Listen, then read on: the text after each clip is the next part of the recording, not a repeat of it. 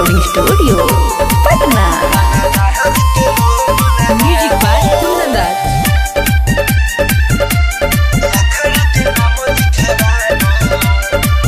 तनिया खड़ा के नाम लिखावालो ढोड़िया पा हो गोरे ढोड़िया पा रंगा दहर के लोभ लगालो ढोड़िया पा हो गोरे ढोड़िया पा तोरा ब्यूटी के गजब गोराई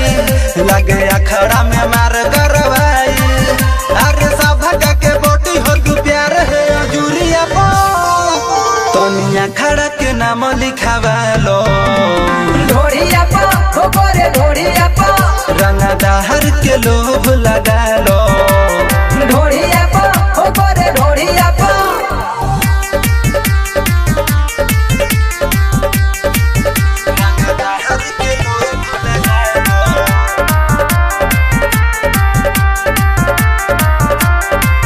तोहर पतली कमर हई तिरछी नजर मारे दिलावा पर सबके चोट रे कारी के सिया के धार लगातार करे वार जान मन करे काटली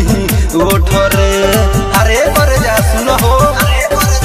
तोहर पतली कमर हई तिरछी नजर मारे दिलावा पर सबके चोट रे कारी के सिया के धार लगातार करे वार जान मन करे काटली ओठ रे केहू नजर उठा के न ताकी एको अक्षर पर नहीं बाजी चलो खेला शुरू कई जाओ बोरिया पा तनिया खड़ा के नाम लिखावालो ढोड़िया पा हो गोरे ढोड़िया पा रंगा दहर के लोभ लगालो ढोड़िया पा हो गोरे ढोड़िया पा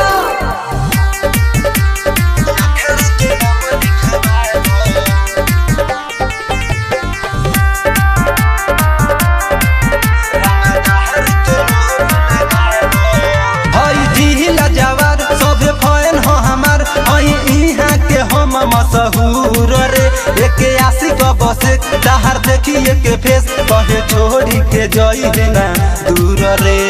अरे जा सुन हो